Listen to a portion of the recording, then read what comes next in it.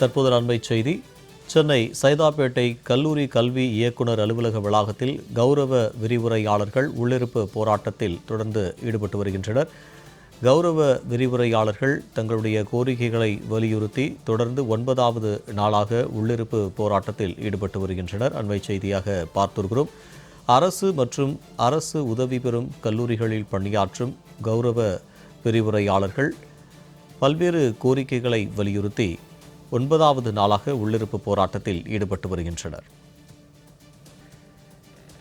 இதுகுறித்தான தகவல்களை வழங்குவதற்காக களத்திலிருந்து எமது செய்தியாளர் ராம்குமார் நம்மோடு இணைகிறார். ராம்குமார், கௌரவ விரிவுரையாளர்களின் போராட்டம் தொடர்ந்து 9வது நாளாக நீடிக்கிறது. இது குறித்தான விரிவான தகவல்.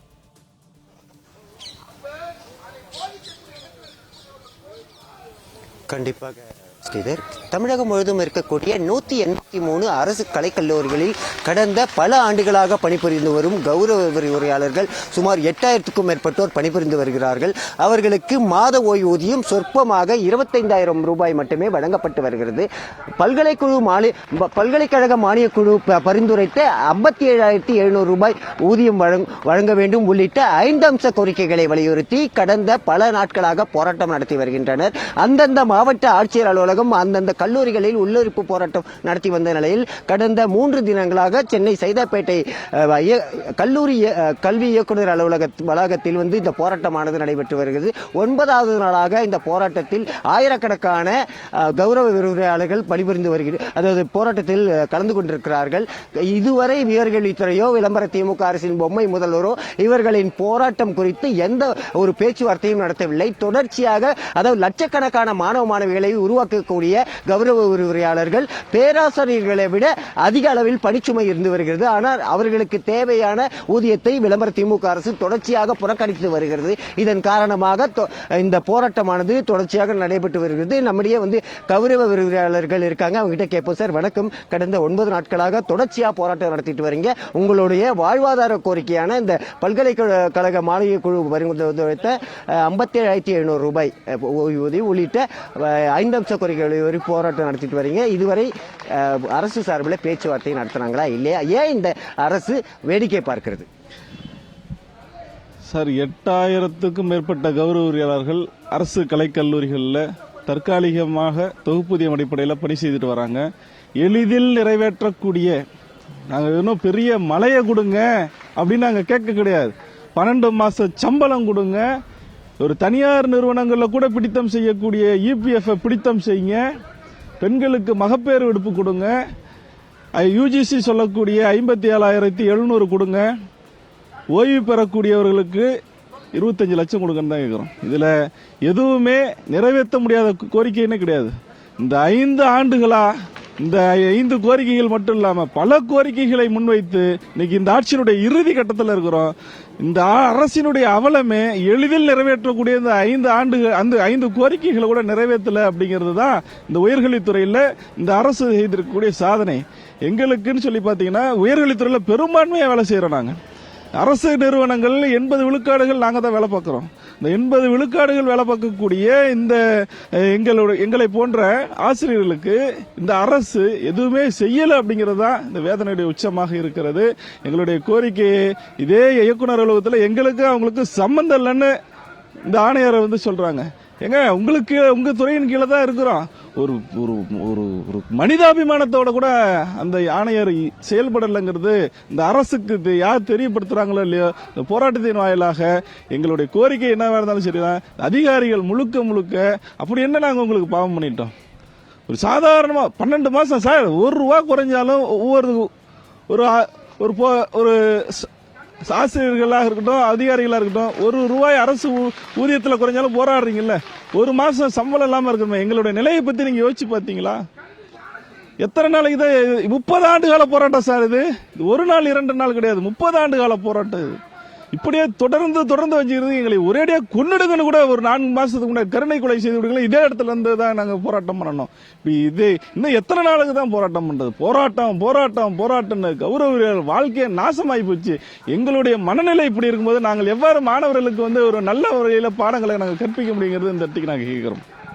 கிட்டத்தட்ட அதாவது உயர்கல்வித்துறையில முதன்மை மாநிலமா இருக்குதுன்னு சொல்லி தம்பட்டம் அடித்து இருக்கிற இந்த விளம்பர திமுக அரசு உயர்கல்வித்துறை தொடர்ச்சியாக சொற்ப சம்பளத்தில் ஊதியம் வாங்குகிற கௌரவ விரிவுரையாளர்களுக்கு துரோகம் இழைத்து வருகிறதுன்னு தான் சொல்லலாம். கிட்டத்தட்ட 5 அம்ச சாதாரண கோரிக்கை, அதாவது 57,700 ரூபாய் ஊதியம் கொடுக்கணும், அதுவும் பல்கலைக்கழக மானிய குழு பரிந்துரைத்த இது. அதே போல மகளிருக்கு மகப்பேறு விடுப்பு கொடுக்கணும்னு சொல்லியிருக்காங்க. கிட்டத்தட்ட ஒரு 5 அம்ச குறைந்தபட்ச கோரிக்கை வலியுறுத்தி தான் இந்த போராட்டம் நடந்துட்டு இருக்கு.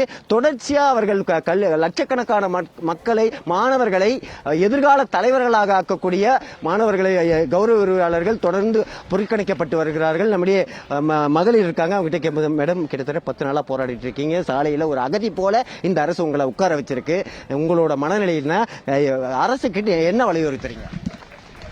நாங்க எங்களுடைய 5 அம்ச கோரிக்கைகளை வலியுறுத்தி கடந்த 10 நாளாவா போராடிட்டு இருக்கோம். அதாவது கல்லூரியிலே நாங்க போராடிக்கிட்டு இருந்தோம்.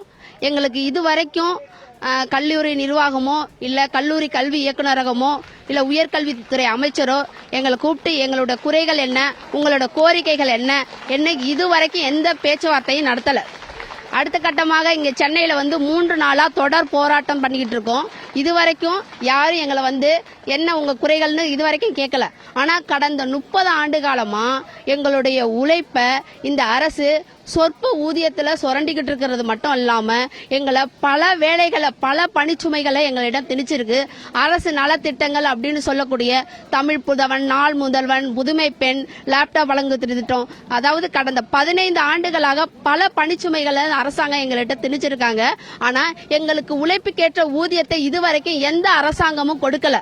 ஆனா இருந்தாலும் 5 ஆண்டுகளுக்கு ஒரு முறை தேர்தல் வாக்குறுதிகளா ஒவ்வொரு அரசாங்கமும் எங்களை பணி நிரந்தரம் செய்யறோம் அப்படின்னு சொல்லிட்டு தேர்தல் வாக்குறுதிகள் மட்டுமே தராங்களே ஒழிஞ்சு, ஆனா இதுவரைக்கும் எங்களை பணி நிரந்தரம் செய்யவே இல்லை. ஆனா எங்களோட உழைப்பை மட்டும் இந்த ஒரு வாக்குறுதியை மட்டும் சொல்லி எங்க உழைப்பை ஃபுல்லா 30 ஆண்டுகளாம எங்களை உழைப்ப சுரண்டிட்டாங்க. இப்ப எங்களை கரும்பு சக்கையை பிழிஞ்சு எங்களை சக்கையை வெளியேற்றுற மாதிரி இந்த அரசாங்கம் செயல்பட்டு இருக்கு. அது மட்டும் இல்லாம இப்ப பாத்தீங்கன்னா கடந்த 3 நாளா நாங்க இங்க சென்னையில போராடிட்டு இருக்கோம். இப்ப 10 நாளா போராடிட்டு இருக்கோம். ஆனா சென்னையில 3 நாளா போராடி ஒரு அடிப்படை வசதி இல்ல, ஒரு கழிப்பிட வசதிக்கு போராட வேண்டி இருக்கு, பூட்டிட்டு இருக்காங்க. ஒரு இரவு இங்கேயே தங்கி இருந்தோம், எந்த நாதியும் கிடையாது, யாரும் எங்களை கூப்பிட்டு பேசல. அவ்வளவு கொசுக்கடி, இவ்வளவு நாங்க அனுபவிச்சுக்கிட்டு எங்களுடைய 5 அம்ச கோரிக்கையை நிறைவேற்றணும் போராடிட்டு இருக்கோம். ஆனா ஒரு அடிப்படை உரிமையை கூட இவங்க எங்களுக்கு செஞ்சு தர மாட்டாங்க. இப்ப பாத்தீங்கன்னா அண்டை மாநிலங்கள் எல்லாம் இந்த யுஜிசி தகுதியுடைய அனைத்து கௌரவ விரிவுரையாளர்களுக்கும் ஒவ்வொரு மாநிலமும் ஒவ்வொரு விதியை பின்பற்றி கௌரவ விரிவுரையாளருக்கு ஊதியம் வழங்கிட்டு இருக்காங்க. ஆனா இந்த தமிழ்நாடு அரசு மட்டும் எங்களுக்கு எந்த விதியையும் பின்பற்றாம எங்களை பின்வாசல் அவங்க பின்வாசல் வழியா வந்தவங்க தவறான கருத்தை பதிவு பண்றாங்க. நாங்க எந்த பின்வாசல் வழியாவும் வரல. இதை நான் இன்னைக்கு உண்மையா இந்த மீடியாவில் சொல்லணும்னு நினைக்கிறேன். அதாவது எங்களை செய்தித்தாள்ல விளம்பரம் பண்ணாங்க. அதாவது எங்களை தேர்ந்தெடுக்கிறதுக்கு செய்தித்தாள்ல விளம்பரம் கொடுத்து அந்த விளம்பரத்தை பார்த்து நாங்க எல்லாரும் அந்த பணிக்கு விண்ணப்பித்த பிறகு எங்களுக்கு தரவரிசை பட்டியல் ரெடி பண்ணி அதுல உள்ளவர்களை தகுதி அடிப்படையிலும் இன சுழற்சி அடிப்படையிலும் நேர்காணல் வச்சு முதல்வர் முன்னிலையில 3 குழுக்கள் அமைத்து எங்களை பணி நியமனம் பண்ணாங்க. நாங்க எந்த பின்வாசல் வழியாவும் வரல, இந்த முறையில தான் வந்தோம். அப்படி இருக்கிற பட்சத்துல எங்களை பின்வாசல் வழியா வந்தாங்கன்னு சொல்றது எந்த விதத்துல சமூக நீதி? இதை முதல்வர் ஐயா கவனத்துக்கு கொண்டு போறாங்களா என்னன்னு எங்களுக்கு தெரியல.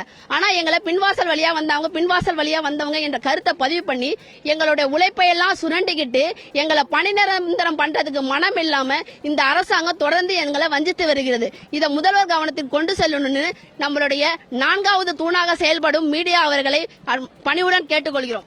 கிட்டத்தட்ட 3 நாட்களாக போராட்டம் நடத்தி வரும் கௌரவ விரிவுரையாளர்களுக்கு அடிப்படை தேவையான கழிப்பிட வசதியை கூட இந்த வளாகத்தில், கல்லூரி கல்வி இயக்குநர் வளாகத்தில் பூட்டி வைத்து அவர்களை வஞ்சித்து வருகிறார்கள் என்ற குற்றச்சாட்டும் நிலை வருகிறது.